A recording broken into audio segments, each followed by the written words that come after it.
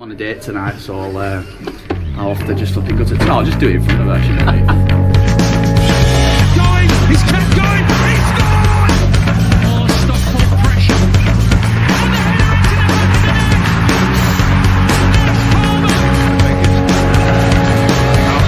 the back of the net. And a superb goal.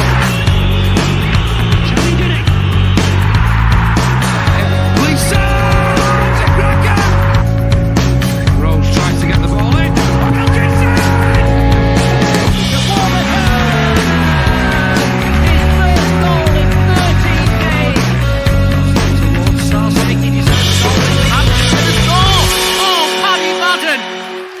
It's a 5-star performance from Stockport County.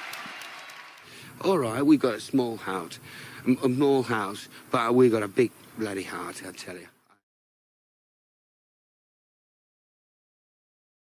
Hello, it's Monday. It's fast approaching 8:01 in the PM, which means that you guessed it, it's time for SK3 TV. Yes, this is SK3 TV, and more specifically, it's episode 36 of the show, taking a look back at the week's county action. Basically sit here for an hour or so, have a laugh and a chat about another superb win. Oh, well, it'd be nice to have a moan for a change, I suppose, although I get a feeling a lot of it won't actually be about the football. I'm Nick, and I've had such a catastrophic weekend that I've had to recall Hannah from international duty. Yes, it's the recalled from international duty Hannah who's just been recalled from international duty. Hello, Hannah. Hi, I'm very happy about it. Happy to be We're back. all very happy about it. I don't want to intimidate you, Hannah, but I was described this weekend as both logical and level-headed. So, don't know what to do with that. What do you want to do with it? I mean, No. I've been in a world governed by Donald Trump, and that makes even less sense. Yeah. I mean, they weren't my words anyway. It was the words of BBC Radio Manchester. I might put it on my Tinder bio. Well, I'm not on Tinder anyway. I just print a lot of pictures I of tuned in myself to in my listen nicest to underwear. you tonight. Pardon? I tuned in to listen to you tonight. Did you? I'm sorry. No, well, they were. I don't even know what they were talking about, and then they moved on to Bolton and we've been watching the Gabby Petito thing on Netflix, and honestly, I know how both ended. Like the Gabby Petito thing, obviously, it's called American Murder, and it was 2-0. So I went for death and domestic violence. The ramblings of a psychopathic killer, and then you watch the Gabby Petito documentary. Job done. Bang. I should clear up. I'm not actually on Tinder. I just print a load of pictures of myself, like in my nicest underwear, caption it fancy a bit, and just staple it to all the trees in a 5-mile radius. There's an image for you. Won't be wanting any tea tonight, will you? No. Yes. No, I so won't, Nick. No. Ben. Yeah, good evening, everyone. Yeah. So that frankly chilling image aside, joining us tonight to make it 3, it's of course everyone's favourite county fabricsman. It's Ben. How are we? I'm all right. That was could people see me eating an apple then during that introduction? I don't know. Were we on Yeah. the but If you were eating the apple, they could see you eating the apple. Yeah. Yeah. So however long that introduction is how long it takes to uncomfortably eat an apple very, very quickly. Can you do a banana next time? Because that's the most uncomfortable fruit to eat. Yeah, you can't eat banana you can't eat a banana when making eye contact with someone. Oh, I do. I like making people feel uncomfortable. Yeah, and then staple that image to trees in a 5-mile radius. Yeah. Probably do better than the picture of me in my underwear, to be honest. That's fair. Yeah. No, someone made a comment years ago about eating lipstick eating a banana and then getting lipstick on it, and since that, so I have to if I'm in company, I have to bite off tear off small pieces and eat them like that, because I've got to be honest, I think there's going off some of the reaction to the weekend. I think there's quite a few county fans who are eating lipstick. I think that's about the level. Yeah. Oh, I'm glad we're of the same mind. It's fantastic. Before we get on to that, we are, of course, proudly sponsored by Blackbird Kitchen on the pans at Gorilla on Whitworth Street in Manchester. Book through the Gorilla website for some top scran. I've told people what to do. You tell people what else they should do, Hannah. They should like and subscribe, but also Gorilla/Blackbird do a mixed grill, and it's been done on some kind of food blog in Manchester. I think it's called Edible something. maybe edible Manchester. That's the first time I've heard the intonation on mixed grill done that way. You went for mixed grill. I go mixed grill. Do you go? Are you a mixed grill or mixed grill? Oh, we get anything to avoid having to talk about the reaction to Cambridge. I'd very much be a mixed grill. I'd be a mixed grill. Yeah. Yeah, not a mixed grill. It's a mixed grill. Not a mixed grill. Like Hannah's been in America. That's why. Oh, can I go and get Yeah. myself a mixed grill for spring break? Yes. Yeah, so anyway, that looks like a taste sensation, and I could manage about a quarter of it, so it could probably feed a family. Looks enormous. Anyway, yeah, like and subscribe, guys. I don't have a family to feed, so I'll just go and eat it to myself like the hog that I am. Right, that's all the business taken care of. Let's get to the far more. It's not even going to be depressing. It's just going to be fun getting to laugh at people getting their knickers in a twist, which we've been long overdue for about 7 or 8 weeks with the run of form we've been on. So we'll get right into it after this.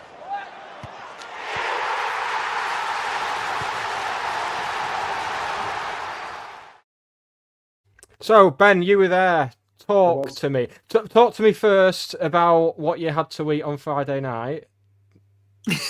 Because every time you go and stay over somewhere overnight, there's always some good feed on the Friday. So we're all eager to know about that. No, well, it was a little bit different this time. I did go down on Friday night, go to Cambridge, but it was my lad's birthday on Friday. So ignore the fact that I just basically left him on his birthday night to go to Cambridge away. But he was in bed, he's only 5. So it was after he'd gone to bed. Although my wife did ring me saying that Otis is crying, saying he misses daddy. So we'll gloss over that. So we went for a Five Guys during the day. We went to Jump Heaven in Hazel Grove, Friday lunchtime, classic. What a gaff that is, by the way. Then we went to the county store. And actually, I'm going to give a genuine thank you to the club here, which they might want to record for posterity. So we went because Otis was, you want to go to the county shop? Let's go to the county shop. Okay, that's fine, mate. And we went there and we got in and he was bobbing around looking at everything. And he'd got the blue and yellow kit for his birthday. Dead happy, dead excited. And we said to Pat, who was working there, he just goes up and talks to us. He talks to anyone. And she was like, oh, it's your birthday. And very kindly, she gave him a pack of stickers for his birthday. Oh. Hope I've not got into trouble by saying that. But yeah, gave him a pack of stickers. Like, couldn't have made more of a fuss about him. So she's obviously been there forever, like a proper county person. So if she's listening, or if anyone else at the club is listening, then please pass on sincere and genuine thanks to her for doing that, because it absolutely, big up Pat. Yeah, absolutely made his little day, that did. And then we went for a Five Guys afterwards, which was nice. I've got a positive shop story as well. Absolutely. I'm where praise is due, I'm happy to give praise. So yeah, went to Five Guys at Parswood, and they gave us ordered a large fries. And normally you get like a bin bag full of chips when you go to Five Guys. And he was like, they're taking the piss here. Like, that's not even a medium fries. Oh. So then I said, look, I don't want to be that guy, but that's not a large fries. And then they're like, we'll do some more. And then they came over with like literally like a brown paper bag overflowing with chips. Like, there's your large fries, like sod off. Like, tremendous. This is when you said I don't want to be that guy, did they say, what about the other 4? And then you all laughed and just exactly. had a whale of a time. So yeah, I had that. So anyway, I wasn't hungry, so I stopped at what services did I stop at? Rugby. First time I've been to rugby services. The award-winning rugby services, bottom of the M6. Had an M&S sandwich just to tide me over until the morning. That was a long way of saying I didn't really have much for me tea on Friday night. Well, Hannah, you tell us your positive club shop story, and then we'll get on to the solid gold bag of shite that was Cambridge. I don't know if I can compete with the chips, but that's the thing with Five Guys. They're ridiculously expensive, but you normally get like way more than you're expecting. So I went to see Matt in America. Well, I didn't go to see Matt. Went to America. You were there, and so were they, Matt. And just before that, they told everyone that had gone to the Kevin Francis thing that we could pre-order shirts. And then I found out that actually some people have been able to pick them up. So I think it was only on Thursday night. And I messaged just the normal store at Stockport County email address and said, look, this is the situation. I appreciate it's probably completely impossible. You know, I'm not asking to jump a queue. Well, I am asking to jump a queue, but there's for very good reason. And they replied on Friday and it went to my junk mail, so I didn't see it until much later on. And then Sam rang me and said, you can come and pick them up like normal shop hours. So I got to take Matt his shirt to Florida. I don't think they've gone on sale yet. If anyone's buying them, you need to buy a full size up. So the extra large, I think they only go up to a 2XL. The extra large is exactly the same size as this season's large home shirts. I've put them next to each other. So Public service announcement. Announcement. I feel there's going to be quite a few disappointed gentlemen. Jolly gentlemen around Edgeley, then, isn't there? If that's well, honestly, if the 2XL is the biggest, then that's like a normal XL. They're not that big. Yeah. But yeah, I don't know what the plan is for kind I've of not generally seen them in the flesh. I think from a distance they look like the colours and everything look to be pretty much spot on. The thing that stood out for me, other than the general sizing, like I said, I've not seen them in the flesh, was the sleeves look like they've been painted on. They look so tight, like the lower, like below the elbow. Yeah, I'm gonna lock mine off. I mean, I'm a lady, and I'm more recently a slimmer lady, and they were not clingy, but not far off on my lady small, like lady forearms. So yeah, I mean, I'm planning to cut them anyway, but yeah, that I can absolutely see that. Before we get on to the football, then we should have an update in your ongoing saga, Ben. Did you get a reply from Big Gav Bailey? Saga? No. Is the short answer. Okay. I think we're only one episode away from having a jingle for this. Yeah, like a regular check-in. Don't want to make a thing out of it. It's not. We're not making a thing out of it. You've asked me the question. The short answer is no. The long answer is no, which is a shame, I think. I did put this on the board, spoke it was about a month ago, but it was a week before Orient, so pretty much a month ago. Went in, spent a fair bit of time, asked some questions, gave some views, good chat, didn't agree on everything, agreed on some stuff, not on other things, but that's absolutely fine. It was left with, I will get back to you within the next week. And just had nothing, which is a shame, if I'm honest. And that's not me saying that I should get anything, because I'm in no position to be receiving any kind of treatment or anything like that. I just think if you say you're going to do something, do it. And that applies to anything and anybody in life. So whatever the response is, I'm talking about me continuing a partnership I've had with the Community Foundation, which is essentially me asking, can I give them money in return for the odd shirt? It's not like I'm looking for freebies, not looking for handouts, anything like that. So, a bit disappointing not to even get a no, sod off and don't bother us. It is still reassuring, despite how well things have gone over the last few years, that there's still things that we get wrong. And we got plenty of things wrong between the hours of 3 and 5 p.m. on Saturday. Thrillingly. Yeah, should we move on to that? Yeah, tell us about what was the, because to read some of the comments on various non-premium message board, the non-premium messed board and the Facebook group, you would think that it was just mutiny in the stands and people were livid. Did it feel like that way? Because I mean, for me, no. I sort of had this sinking feeling prior to it. As soon as I saw Neil Harris had got appointed before, I almost wrote it off at that point. Yeah, it was. There was absolutely no mutiny at all. There was no real anger. It was take that bungle. More resignation quite early on. That it's not going to be our day today. And of course, there's moments of frustration and like, you know, when you have a bit of a pop at someone because they've knocked the ball out of play again instead of just playing a simple 10-yard pass or they've been caught offside or whatever. But you get that when we're 3-0 up as well. So, but there was absolutely no kind of, yeah, you know, kind of no one's up in arms. It was just more of a resignation that, yeah, that was pretty poor. And I think what's interesting as well is all this, oh, you know, we've become entitled, we've become spoiled because we've lost a game. It is possible for two things to exist at once. One of which is, I'm really happy we're 4th in League One, but I'm also disappointed and a bit annoyed because we were really poor on Tuesday. You can feel both of those things at once. It's possible. It's like nuance just isn't allowed anymore. It's more madness. than one emotion at any one time. And I'm not capable of it, but I believe other people are. To feel more than one emotion at once.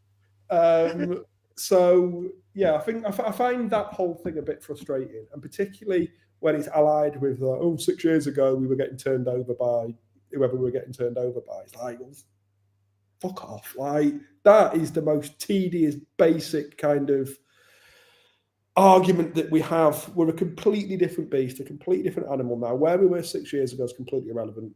Saturday was poor, but we're 4th in League One. I think automatic is probably going to be a little bit beyond us. Yeah. But, yeah, still quite pleased with where we are. But Saturday, no one played well. Nobody... There was flashes. There was not flashes. There was small periods where we got kind of a bit more on it, but we didn't deserve anything, I don't think. No. If that goal hadn't been disallowed, you know, wherever it was, like 10, 15 minutes before the end, maybe, you know, they might have seen a bit of a siege there, might have happened, but we weren't. We just weren't. They were at it. Fair, you know, complete credit to Cambridge. They were decent. They thoroughly deserved the win. We didn't. So that was it. But we move on. Last time we lost, we won 5 games in a row. Last time we lost a game after winning 5 in a row, we then went and lost, I think, 1 in the next 11, which was the start of this season. So I'd be quite happy with that. I was on GMR after the game, and Sam Byrne had been doing their co-commentary, and he was saying it had echoes of the Tranmere game last season, which once again enforced defensive changes, and we just got absolutely ripped apart. Didn't deserve anything from it, and then just went on this mad run and won the league after that. Yeah, I mean, it wasn't. It feels the same. Yeah, it wasn't. I mean, okay, but Tranmere was almost a bit like calamitous last year. It wasn't that bad. We were just not at it at all. We weren't kind of a really, really poor side. We just seemed really flat, and nothing seemed to come off, and we didn't seem to look like this kind of in tune team that we have been in recent weeks. And I know that I think Challenger always says this: we rarely have 90 minutes in one game where we're really, really good. We tend to, you know, be all right and then really good, or really good and then all right. We were just below par for both 45 minutes. And if you go 2-0 down, or if you go a goal down to a Neil Harris team quite early on, you're always going to find it hard. And again, I don't want to make it sound like I'm just dismissing them as being like this physical long ball team, because they weren't. They were quite good. I thought their right back, the little kind of blondish, gingery lad on the right hand side, I thought he was good. I like the look of him. And they did play some stuff. That big shit house he had up front, Loft, I think it was called. Like, he was never going to score, but in terms of being a nuisance, unsettling defenders, putting himself about, and being an absolute physical presence and getting in people's faces, he was great. He was really good at that. Yeah. Like I said, I don't know what his scoring record's like, but just as being that nuisance, he worked. He completely unsettled our defenders. Yeah, he was absolutely super. He was man of the match for me. I mean, so if we start with the first goal, I know people like to. I think I've been as critical as anyone of Corey Dye early in the season, but I think the cup games he's played since then, he's done well. He pretty much saved us against Wigan on a couple of occasions. Do you think he can be to blame at all for that first goal?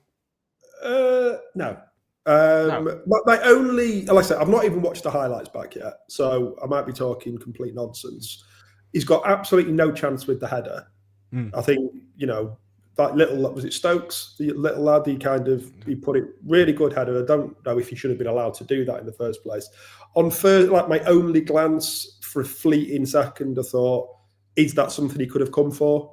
But like I say, that was a slightly restricted view on the halfway line, watching it in real time. Yeah. So that would be my only kind of thought, because the header seemed to be about 6 yards out. But like I say, in reality, it could have been more like 10 yards out. I was quite far away, couldn't really see it. But I would say Adai is as much to blame for that goal as Kyle Wootton is. Do you know what I mean? It's, Oh no, Kyle Wootton's to blame for everything. Have you not heard? We'll get onto that later. And then in the build up to the first, there's a big error by Torre when it comes to clearing it and closing the man down. And then as the cross comes in, I mean, it's unforgivable. Or the most unforgivable part of it is that it's probably the shortest player on the pitch winning a free header. That's absolutely unforgivable. And it's down to Connolly doing something that he got criticised for earlier in the season in terms of defending crosses, and he just seems to be caught on his heels and makes a half-hearted leap to win the ball, but gets nowhere near it. Thankfully, that was as bad as Callum Connolly's day got. But that's the first time in a couple of months where I've thought, oh, we missed Fraser Horsfall here. That's testament to how well Connolly's done. Is probably, it shows how important Pai has been and how good he's been. That we've not really missed Horsfall, and that's not just because of Pai, because Connolly has been fantastic and he's deservedly got Player of the Month and all that kind of stuff. He's been great, but I think Pai has also helped kind of reduce the impact of Horsfall being away, because he's been so good. But you look at how good Horsfall and Pai are as individuals and as a pair. Of course, we're not going to look as good. We've got Brad Hills, who's played his third game for us on the wrong side of defence, young lad. So yeah, of course, we've been disrupted a little bit. So yeah, of course, we're not going to be as good. But with anything like this, you don't want to just kind of dismiss it and say, well, it doesn't matter. It's just one game, because of course it matters, and every game's important. But for me, the important thing now is that what comes next. And we respond to it, and we learn from whatever mistakes we made from that, and we don't continue to make those same mistakes. And I feel like that's what I really like about Challoner when he speaks in his interviews. He always talks about the things that we can control. Like, forget what everyone else is doing, forget what the referee's done, the other teams, all of what other fixtures are happening or what the scores are. Forget about that and focus on what we can control. And we can absolutely control how we respond to that defeat and the way that we played. We can come back against Blackpool and Charlton and Wrexham and Bolton and everyone else we've got coming up in the next few weeks and put in a performance that doesn't mean that Saturday is forgotten about, but it can minimise the impact of that defeat. If we play like that again next week and the next week and the next week, we're not going to finish in the top six. Yeah, there are many things to give Challoner credit for, hundreds of things. But one of them at the top of the list is the fact that we don't tend to get a repeat performance when that happens. It tends to. I mean, look at how we reacted to the hammering by Wickham earlier in the season. We went out and beat Bolton 5-0, beat Wrexham 1-0. It's just I don't think it's a sign of anything wider going on. But he did say something I picked out from his post-match interview. He said that Wootton should have had a hat-trick, which I think was a bit unfair. If you take the first opportunity he had was where he gets past the defender and gets through on goal. The ball's bouncing on a terrible pitch. I've seen people saying, oh, he should have just took it round the keeper. Like it's that easy. He had a split second to decide because the keeper's come lumbering out at him. If he tries to take it round the keeper and doesn't score, he's going to get pelters. My only thing with that one, I mean, again, I'm not a League One striker, so I don't know whether you should take it round the keeper. You know. No, it's funny, it's I never made that level. But with that finish, it was neither here nor there. It wasn't a kind of drilling it past the keeper. It wasn't a kind of concerted. I know obviously it was an effort to get it over him, but he didn't seem to quite generate enough power to take it over the keeper. It was just a bit, like I say, neither here nor there, that finish. I suppose the second one of the other ones he's probably referring to is when he nodded it down to Collar. Yeah, which I thought, if he goes again, it's a case of he's damned if he does, damned if he doesn't. if he goes for goal and doesn't score, people are saying, well, Collar was unmarked. So it just, and I mean, this is where it comes down to things not being black and white, and a lot of people don't seem to be able to grasp that, because yes, it would be nice if he scored more goals, but not if it comes at the expense of what he does for the team overall. There's been more chat than normal over the last couple of weeks about it. That's it. There's something today or yesterday, whatever, was on the board about, he's got 1 goal in 17, and if you look at the stats, that's probably correct. And 1 goal in 17, however you cut it, isn't great for a centre forward, which is the role he plays. But if that's all you're judging him on, then that's missing the point, because there is so much more to his game. Okay, he's got 1 goal in 17, but he's also our leading provider of goals and assists across the season. If you take Barry out of it, he's got 13. I think he's got whatever it is, 6 goals, 7 assists. You look at our other kind of threats, or kind of players you consider to be attacking threats. I think Alafe's got 7, Collar's got 7, Norwood's got 3, Bates got, I think, 6 in total. So he's out there on his own, and he should. I say he should score more. Of course, everybody wants him to score more, but if Wootton does all of those things that Kyle Wootton does, and creates all of those chances, and disrupts the defenders, and drags them all over the pitch, and does all that, and he scores 20 goals for us, he's not going to be playing for County. Yeah. He's not going to be a League One player. He would be a good Championship player. If he was doing all of those things. So if he's on 13 goal contributions, and I don't know, whatever that means, goal contributions, goals and assists, it's not, unrealistic to say he might be on 18 or 20 by the end of the season. If he gets 20 goal contributions for this season, and it'd be great for that to level up to be a bit more, 10 goals, 10 assists, something, rather than, 15 assists and 5 goals. That's a pretty good return for what he does, for the amount of kind of physical endeavour he does and everything as well. So for me, he is one of our, certainly our top 3 most important players every week. I mean, he's played pretty much every minute. He doesn't get a break, because he's that important. And they're just, like you said, I mean, I'm sure we have looked at signing someone to compete with him who does everything he does and adds goals. But like you said, they're top-end Championship players, and they cost top-end Championship money. Yeah, exactly. You're talking 5 million plus at the very least. I thought we wouldn't see a better kind of lone front man than Liam Dickinson. Someone who did all the physical work, all the kind of nasty grunt work, as it were, but also, could get his head down, beat 2 players, and then score as well. Yeah. And I don't know if Wootton's quite got that, get his head down and beat 2 players and have that kind of moment of magic that Dickinson was sometimes capable of. But in terms of his physicality and what he brings to the wider team, I think he's ahead of Dickinson on that. And I think, if he added that little bit of magic that Dickinson occasionally had, then he would be out on his own as our probably most valuable player, in terms of what he brings to the team, but also from a financial perspective as well. Because, what other players in the Championship are doing, or League One, are doing what Wootton does, plus scoring 15 goals a season?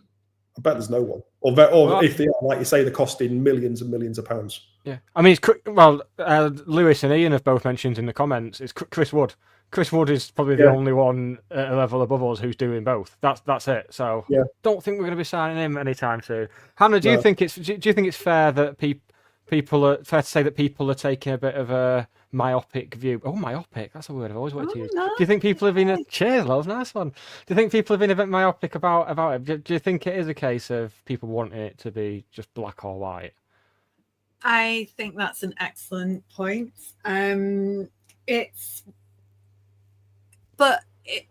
The same with Corey Adai. People almost want to be proved right. So, there's this kind of sentiment that this deeply held, perhaps unconscious sentiment that they have about certain players. And then as soon as there is a defeat or, the tiniest slip up, they become the scapegoat for it, and it happens routinely. Ibi Touré's another one, and yes, he didn't have a great game on Saturday, but there have been plenty of other occasions where I feel like I'm watching a different game to other people. And mentioning Woots' stats, there was the Fantasy EFL account on Twitter put out something a few weeks ago saying that he was the fifth highest point scorer in however they work out their fantasy league in the entire competition. And League One, he's fifth for assists, and that's so the way they do it is he's actually third essentially because they group them together. That's not to be sniffed at. We should kind of appreciate him for the job that he does. He's the poor bloke is used as a climbing frame, like we've been talking about Muga stats. So here we go. This is why I brought you in on this part of the conversation. He has the best Muga stats in the league, undoubtedly. What are Muga stats, Hannah? Muga stats are the multi-use games area attack. So traditionally now in council spaces, they don't refer to playgrounds or climbing frames anymore. They call them Mugas. So I've established my own metric for scoring Kyle Wootton based on the number of times he's used as a climbing frame in the course of a game. Excellent. And we'll carry on with that as the season goes on. Yeah, well, I genuinely am intending to record it, and we can have highest mount, best descent. There'll be all sorts of metrics that we can score, and people won't like it because I'm sure someone will try and argue with me that they were pushed off the climbing frame, they didn't fall. But yeah. We'll just we'll do a video jingle for it, and it can just be me. It's an excuse for me to be on a climbing frame. I'm fine with that. Yeah. That said, I do think there are extenuating circumstances for Saturday, and that's what I don't tend to lose my head over a single game anyway. And I am very much in it wouldn't be a terrible thing if we're not promoted camp. But the circumstances around Cambridge last week. So obviously Gary Monk was sacked. They brought in the bizarrest combination of Gary Monk's two predecessors in Mark Bonner and Neil Harris. Neil Harris had left under a cloud when he went to Millwall. So he's got some bridges. He said himself, he's got bridges to build and people to make up with that he, perceived to have upset when he left. And, he had those players for, he said 24 to 36 hours before Saturday. And they had so much to take on. He put, I think it was Bennett. Is it Bennett? Yeah, Liam Bennett. Put Liam Bennett back in defence, largely because he's a crowd pleaser. And it was, like in the past, we've put Paddy Madden back in for, for big games or, and it's that kind of unification of the fan base and the club. And the nice thing, it's weird, don't get me wrong, that they've brought back two managers that in recent memory have not done the job for them.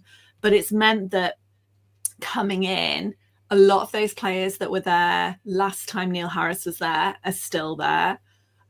So there's less of a journey to go on in terms of getting to know them, knowing their strengths and weaknesses. They have obviously got other new ones. But the other thing is that Neil Harris's Gillingham knew how to completely neutralise us. They were horrific to play against, and they either sat back and went for a 0-0 draw, or like the opener of I guess it would have been the 23-24 season, they just go out and then sit back. So Neil Harris as a manager knows exactly how to play against us, and that's what Charlie said. They played the game that they wanted to play, and we let them to all intents and purposes. So I'm hoping it'll be another kick up the arse like some of those other games, and we'll have another good run. I don't think I don't feel like there's a ton of pressure on us. Talking to Harry, the Mansfield fan, last night, who is, they're bottom of the form table. They're still a way clear of relegation, but not safe. Like we're fortunate to not be in that position at all by virtue of our ability to pick ourselves up every week and go again. But Cambridge, similarly, Burton are on a bit of a kind of upward surge, and we've still got them to play again. They're fighting for survival, so they will outperform expectations, and at least we've got it out of the way. Yeah, we won't be the last one that they get a result against. Absolutely not. It brings on nicely to the second goal. Talk to me, Ben. Yeah, that sums it up. That's all that needed to be said. Again, it's okay. I've not watched the highlights. I've not seen it back. It just seemed not really seemed to come out of nowhere, but it was a bit. I don't know how big the deflection was. I don't know. I assume it was on target and would have been troubling a die anyway. Yeah, but right down the centre. Was me. it? It was going right down the centre to a die. A die had shifted his weight, expecting it to be straight at him, and then the deflection has put it the other way into the corner. That's how I saw it. Yeah. And then, that goes in. It's a bit of a killer, the old kind of cliche, great time to score and all that kind of stuff. But like I said earlier, and we didn't really respond to it. We didn't, it's just not errors, but just not good enough. Just the basics. I mean, in the build-up to that second, the ball was bobbling around outside our box, and Lewis Bate was very weak in the tackle. And I know that's not exactly kind of incisive analysis, that it's just not good enough. But I don't really know what else to say. There was multiple opportunities for us to kind of deal with stuff in the immediate kind of phase or spell before the goal, and then if you could take it further back as well to disrupt what Cambridge are trying to do, or make the right decisions to get the ball away or get us in control, and it didn't happen. The deflection's unlucky. But going back to the kind of thing Challoner says, about controlling what you can control, we should probably never have let that shot come in the first place. Yeah. So that's it. Everything's got a cause. Relevant. Yeah. Yeah, that's it. It's the over analysing of things. I'm very aware that it's nearly 20-9, and we've not got to the second half of the Cambridge game yet. But it's a phrase I've seen a lot this weekend that blew my mind. Is I've seen more than one person. I've seen one person saying, "Oh, back to normal, County." It's like, no, normal is winning every week and has been for about 8 years now. So don't say back to normal just because we lost a game. But another thing I saw that made me have to have a lie down in a darkened room was, "Oh, give the Icelandic lad a go." That is not a phrase that you use when you're fourth. And that's the phrase you use when you're bottom of the league struggling. The other one is like, oh, they can't do any worse. Like, well, no, they can. They absolutely can. If we were like, Carlisle are at the bottom of League Two, dire straits, can't get a win all season, and then you have a kind like we did essentially. We brought Liam Dickinson in. It was like, well, we can't do any worse, kind of thing. Then, but no, we're fourth in League One. We've bought a player, and Andresen, I'm sure he's comes highly rated and hopefully goes on and is fantastic for us. But he's played like 10 minutes in league football for us, probably touched the ball maybe 3 times, and you're asking him to come in and play at a level he's never played at before, take on the role somewhere between Wootton and Olafe and Barry, that kind of, what is he? What is he going to expect? We can do a lot worse. And that's no disrespect to him. But just bringing in untested, unknown players and throwing them out there saying, see what happens, not generally a recipe for promotion. And we know how some of our fans like to get on the back of our forwards, so I wouldn't wish it on him, the poor lad. Like he's going to be ruined before he's even got his flat pack furniture assembled in his Vita flat. You know what I mean? Horrible, absolutely minging. So on to the second half, then we did. To be fair, having watched the highlights back, we had a good go.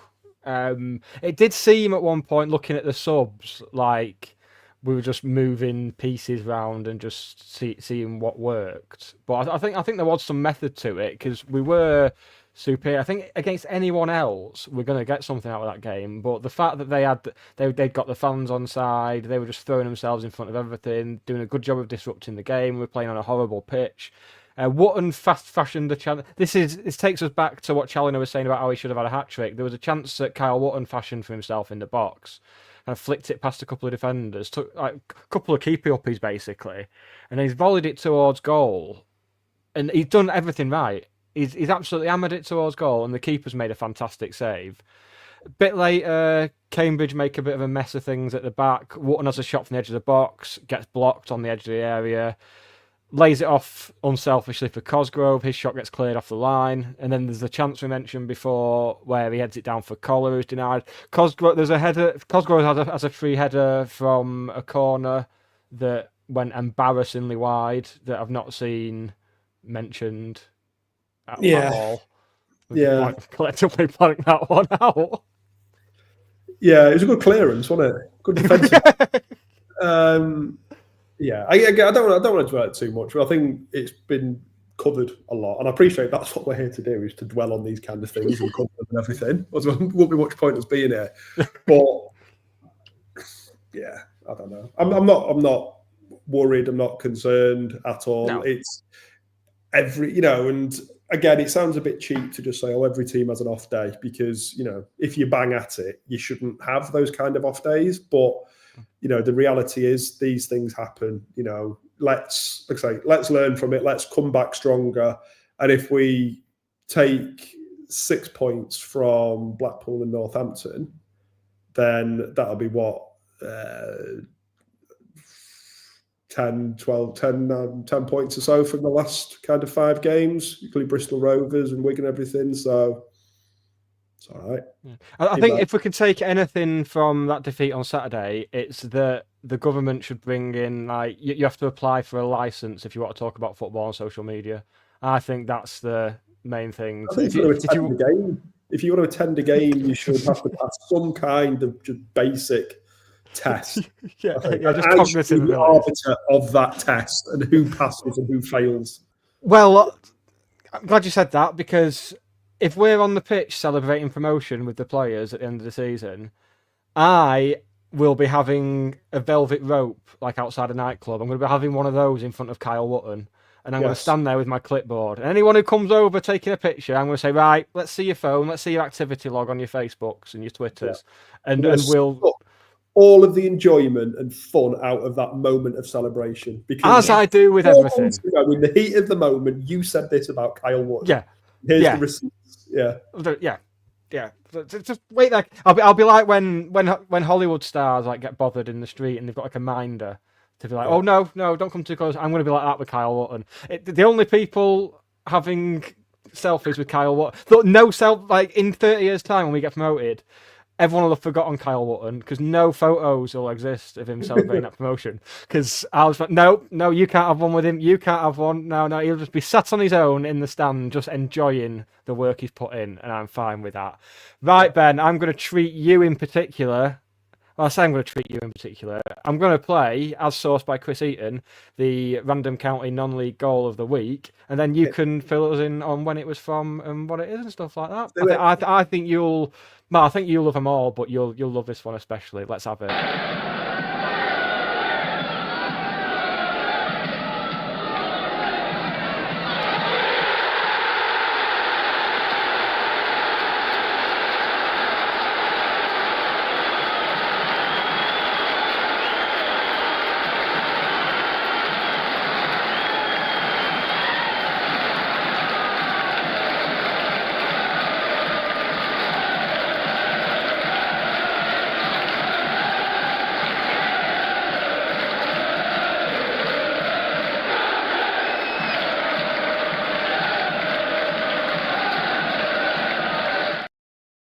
Dazzles, Ben.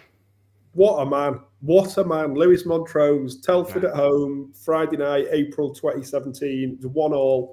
I think that momentarily lifted us into the playoffs. Yep. That when we won 1-0 up, and then they equalised, it was really flat. I remember it. Been for a Bud and Bones before the game in Hazel Grove. And we were sat top of lower tier 1, kind of right up in the top corner. Yeah. And when he scored, he ran off towards kind of lower tier 5. And I was like, right, I'm going to go and celebrate. So like shuffle past everyone, down the steps, down the front of the goal. Like, fucking hell. Like, I'm going to be sick in a minute because of all this like chili cheese fries and boneless buffalo wings sloshing around me. I got there and I'd like missed all the celebrations because I was so slow. And I ambled back up to the top. And my mate Oz, who I sit with, had to take himself off to hospital because he'd somehow got his finger trapped in like the seat mechanism, and he's got a massive scar on his hand. He nearly lost his finger. He had like this major, like inch deep wound in his hand. Don't quite know what happened, but yeah, that was that. God, Where's my son? Like, was he all right? It was like these blood spots, like on the road we were on. Yeah. Imagine telling that story in years to come. It's like, oh, was it a big moment? It's like, yeah, we just went into the playoff spots for 10 minutes on a Friday night. Yeah, but that's what it was magical back then. That season, we've said this before, and you know, statistically, the rot stopped in 2014-15 because that was the first season we had a finish higher than the previous one. So you can point to that. But then it was a bit of a nothing season. It was purely steadying the ship.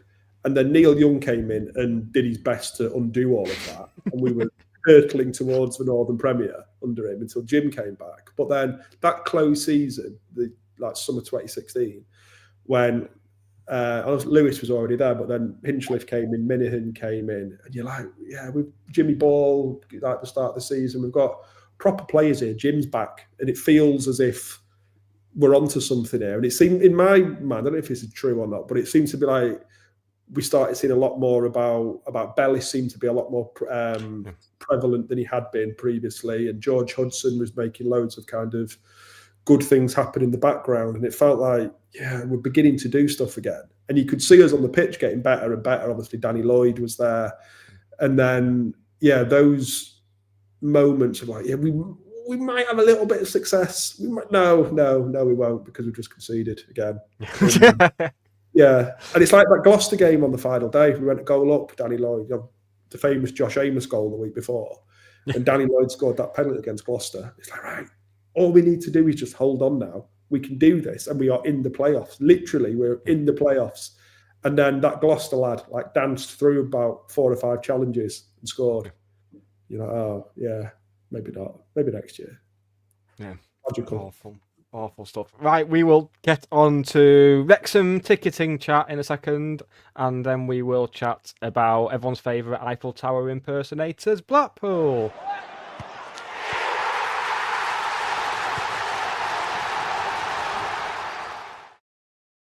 So Ben, Wrexham tickets probably on the way very soon. Are we expecting some teary people?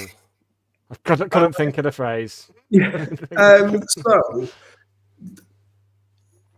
So Wrexham last season, along with I think it was Harrogate and Salford, were tiered. So to buy, because it was limited allocation. So if you wanted to buy a ticket for that, you had to have been to a certain number of away games that season to have like a head start against everyone else, rather than it just being a free for all. So I think Harrogate, it was early on in the season. I think you had to have been to 2 games, fairly low hurdle. Salford, I think, was maybe 10 or 12. And then Wrexham was 15, final game of the season. So if you'd been to 15 or more away games to Wrexham, you got first dibs. And there was a fairly small cohort of about 160 people who did that. And then 2 days later, they went on sale to those who'd been to 10 plus games. And then if there was any left, I think they went to 5 plus and then general sale. Brilliant. Exactly how it should be when we have these small allocations. I think with Wrexham, you probably get similar to what we would have given them, about 1,000, give or take. So exactly what it should be. If you go everywhere, you should get first dibs. There's a firm believer in that. So I've been a bit concerned that that wasn't going to happen.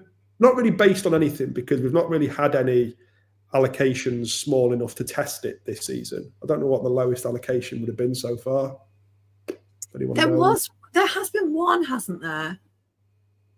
Orient initially was really low, but then we did get more.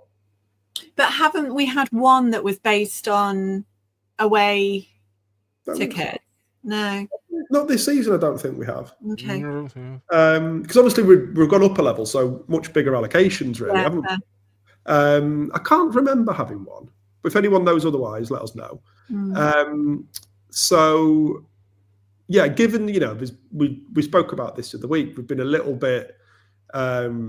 I don't think the ticketing side of things has run that smoothly in recent weeks in terms of tickets going on sale. And we made this big, fuss about the other week and say, look, we're not having a pop. It's because we're caring, because it's important, and all this kind of thing.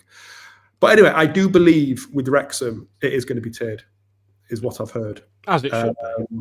I don't know if it's going to be same. I mean, it should. I think I worked this out yesterday. I think we've had 17 league aways you could have bought or at this point. If you include Palace, you're at 18. But if we just do leagues, you're at 17 because you couldn't buy Accrington in the BSM through Accrington, so they wouldn't have been recorded by us. Oh, yeah. I was counting that when I did my tallying, but you're right, yeah. Yeah. So I think let's call it 17 league games that they're going to include.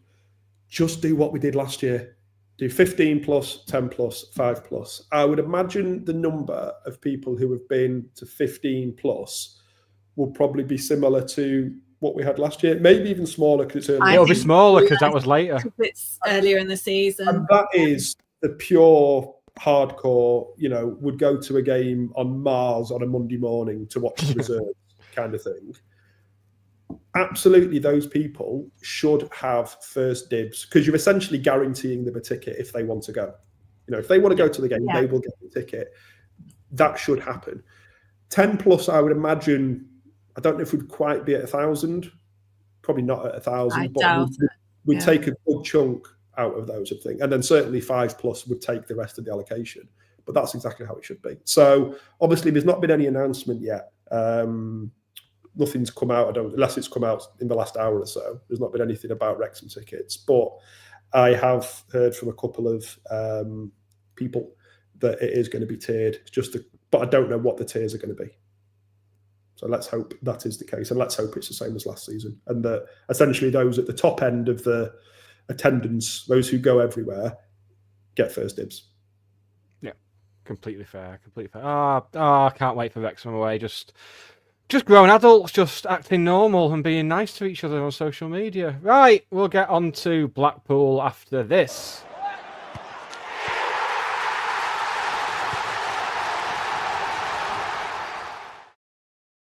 So back in SK3 on Saturday afternoon, looking at... I was very surprised when I looked at Blackpool's recent form before. One defeat in their last 16, which was... late defeat to a penalty against Wrexham at Wrexham on Boxing Day, but in that time they've drawn 10. So and loads of home draws as well. So the first win, they beat Crawley on Saturday at home, but that's their first home win since September. Yeah, it's mad. I mean, it doesn't help us at all playing them away. Do you think it's fair to say that Steve Bruce has turned them round then? Because despite the fact they've not been winning that much, surely it's better than what went before. Was their previous manager sacked after the game against us, or was it a bit later?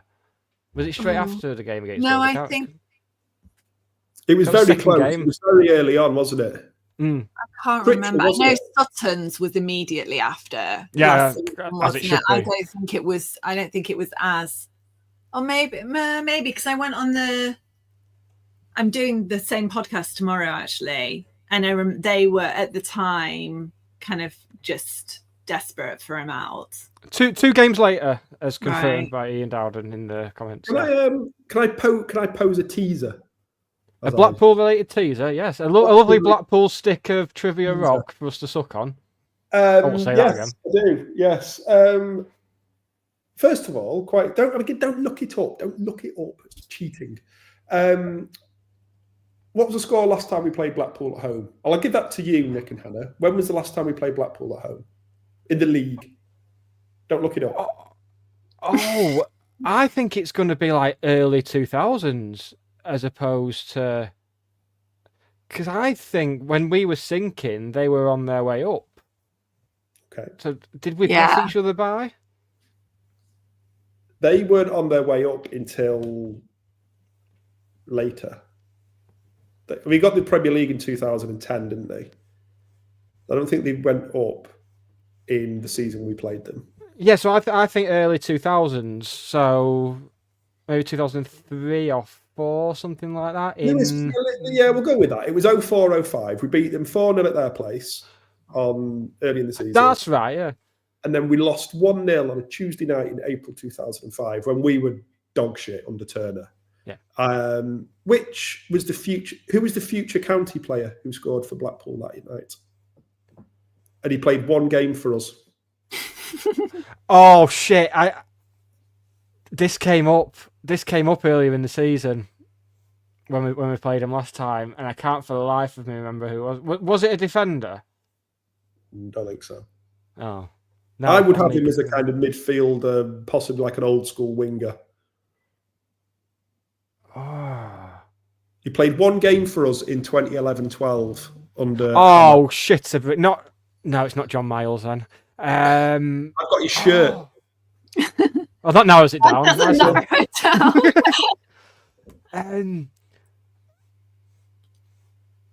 I'm trying to think back to that. He was quite an established player for Blackpool, I think. If you're a Blackpool fan, you definitely know him. And I'd imagine you probably know him as a lower league player of that time, but probably don't associate him with county. No, clearly not. No, I've got nothing. I'm thinking. I mean, I can't get past Scott Taylor now, and I know that's not the answer because he played for us before. It's no one in the comments has said it was Keegan Parker.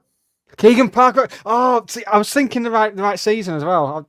I can picture him that 1 game he played. Yeah, and he scored very early on, like 4 or 5 minutes in, and then just basically laid it around us for 90 minutes. And then if we got the ball, we just give it them back immediately because we were so bad. Because I remember Keegan Parker coming on for us and being anonymous, and then I said to my mates afterwards, I was like, well, at least he didn't do the John Miles thing of coming on as a sub with his hands in his sleeves. So I quite admired him for that during that era. I was going to say it was Kettering. Was it Kettering? It was Kettering. Yeah, it was Kettering. It was our first game we won in non-league. So right at the start of... That was when Ewan Holden scored the goal. It was on Tuesday night. We played, that's right. Forest Green away on the Friday. Then we played Kettering at home on the Tuesday. Keegan Parker came on, and it was his only appearance for us. There we go. Oh. Yeah, that was when Ewan Holden scored a goal that was built up in my mind to be this run from the half. I think we talked about it before, but built up in my mind to be this run from the halfway line. And then it turned out he just received it just inside their box, did a bit of a pirouette and scored, yeah. Yeah, turns out he only played 10 minutes for us as well. That was one of the So he's in there with the likes of Yusuf Koban then, in terms of... Chris Coward, all that kind of stuff, yeah. Chris Cowan, yeah. Was Chris Cowan the fellow in National League North? No, Chris Coward. Oh, Chris Cowan. There was a fella called Cowan in National League North. Cowan? Yeah, centre back. I think he was Australian, but it was Cowan, Cowen. Yes, that was it. Cowen, wasn't it?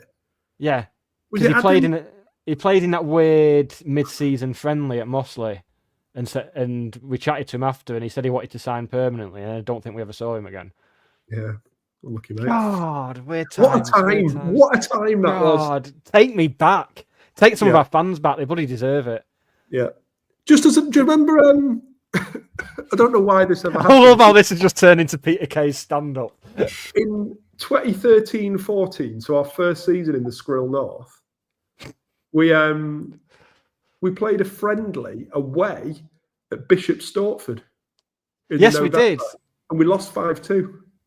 Was it because did we have games called off, or was it because we were out of the trophy and the FA Cup? Possibly, I'm not. Why Bishop's? That's like getting on for almost like the Greater London conurbation. But were they not one of those teams that had been in the National League North at some point? Inexplicably. Definitely. Yeah, I'm almost certain they were. I know they weren't when we were there, but yeah, they were recently. They've been put in the North, but even still. The fact just because they were in the North doesn't make them a Northern team. You still have to travel there for 4 hours. Just because they're in the North doesn't bring them any closer. Yeah. Anyone who went to that game, please get in touch, and we'll happily do an hour-long podcast with you because I want to hear all about that. there will have been somebody who went there. Someone like Hedgie will have gone there and covered that game.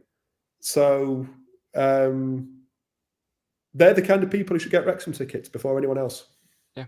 Do I get one for going to that mid-season friendly at Mossley and having to walk up the big hill where their ground is? That was a weird night.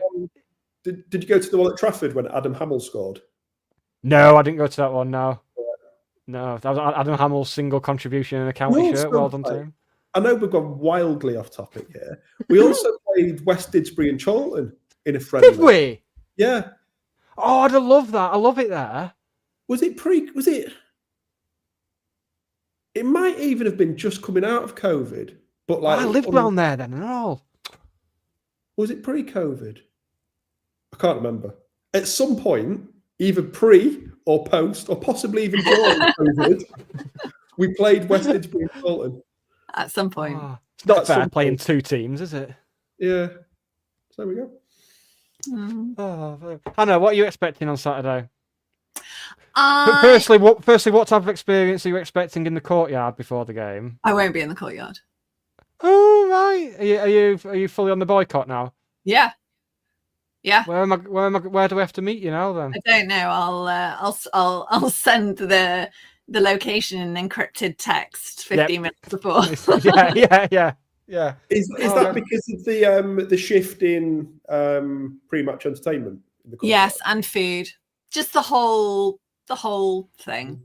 If you're listening, Stockport County, there you go. Feedback. No, well, I'm not being. Do you not want to see Nick Powell awkwardly fending off questions about Foodie Friday? No, because I'm gonna have Owen Moxon fending off awkward questions on Wednesday night. The SK3 TV sponsored away. Yeah. Owen Moxon, of course. Well, when I get to ask it, sorry.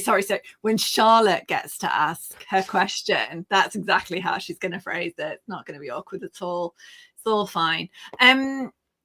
Saturday, I don't know. I think they are very erratic. Well, apart from the fact that they're, are good at drawing. I think we are generally better at home. We're definitely better after a bit of a defeat. So we'll also be in a position where I think tomorrow night there's 3 games, and within those 3 games there's Orient, Birmingham, Huddersfield and Barnsley that are all playing. So we're getting closer to that, all things being equal, footing as we approach the weekend. I don't know. I'll be positive apart from the general courtyard options. It might just be a turn up at 5-3 for me. Lewis is right. They had a player sent off for violent conduct. Fletcher, their main man up top. Yeah. So in terms of the fixtures tomorrow night, then, so it's just it's just the 3. Fair bit going on around we are with Leyton Orient having finally. I think it's only us and Bolton who've beaten Leyton Orient in something like their last 10 or something like that. Yeah, so that's good company. And then Huddersfield are at Wigan, and Barnsley are at Northampton. So I love the way you've just discounted Birmingham. They're just running. Yeah, everyone's just going for second now. It's fine. If we're in 4th.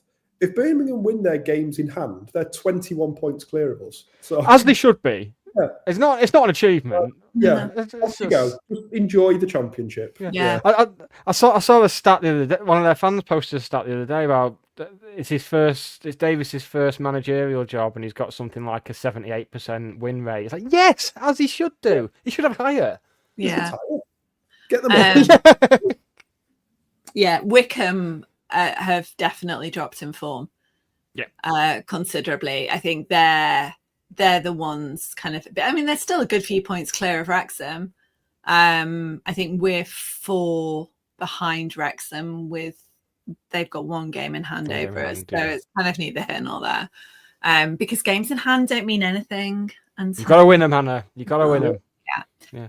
So- Bolton have to play both Wrexham and us very soon. So Bolton I mean, I thought Bolton would have got in the playoffs under Everett anyway because they still. But I That's think what now they almost definitely will.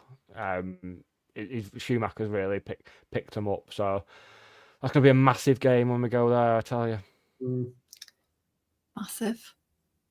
And once again, just adults acting completely normal about allocation. There's no football chat more boring than the discourse between fans of opposing teams talking about allocations. Yeah. It makes me want to shoot myself in the head. Some of the Bolton fans have been quite reasonable in why would we not just take the money? Like, yeah, there's been an element of that. It's not like they're in a brilliant financial position as a commercial entity. But it makes me long for the days of lockdown where no one could go. You didn't have all this whinging during lockdown, like, oh well, we only gave you 953, so yeah. No, not for me. Just be normal. We're glossing over the big one. Week tomorrow, Northampton away. Another one for the tourists. What's that on the egg butty scale then? I don't know, because we speak about this quite a lot. I think for the full 5-star egg butty rating, you are only looking at that at Gillingham. I think is like the gold-plated egg butty on a Tuesday. Yeah. And then for pure distance, you've got to kind of say Plymouth is up there as well. Northampton on a Tuesday night is low. It's a trek, but it's easy. It's just M6, A14. Yeah. So I think because it's a Tuesday, you might give it a 1 star on the egg buttyometer, but nothing more than that, I don't think. And only because it's a Tuesday. If it's a Saturday, 0, not even registering.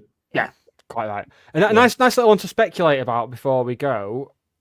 I'll ask you first, Hannah. Do you think we will have a game postponed between now and the end of the season? Ooh. I was wondering this. I think about all sorts when I'm trying to sleep. If I don't think about that when I'm trying to sleep, then I think about all those horrible, embarrassing moments throughout my life. So I had to move on to that. No, I don't think we will. I don't think we will. Certainly not a home one. But I was just thinking. And that's what I was going for. I was thinking about, we've not got Mansfield to play again. We've not got Cambridge. The ones that are slightly ropey, like Mansfield gets flooded easily, as in the pitch, not the place. Shame. I can't think of another one that's in a likely to be in a state of disrepair. Wrexham never get games called off. Wickham, by that point, it's nearly the summer. Lincoln are at ours. No, I'm going to say no. Exeter and Peterborough are the other two. Yeah, well, Peterborough's and nicely met. I suppose Exeter's kind of, don't know how open to the elements it is, but it's Easter, isn't it? So the latest last season, the last game we had postponed was Colchester, which I think was a little bit later than this. It was, and that was but their pitch was a car crash. So we ended up going to Colchester on the Tuesday, which is essentially when we won promotion. Oh.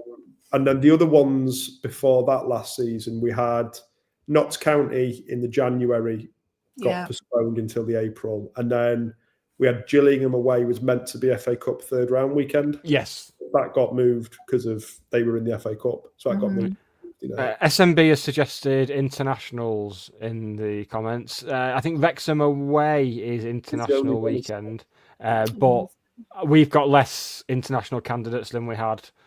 Yeah, there's only to the transfer window. Really, and they've recruited people in their 30s, haven't they? So unless Tuchel has looked at Jay Rodriguez and thought, "Oh yes, bring him back." Yeah, another little thing. Seen as I've exhausted all the county things and bits of county culture to get annoyed about tonight.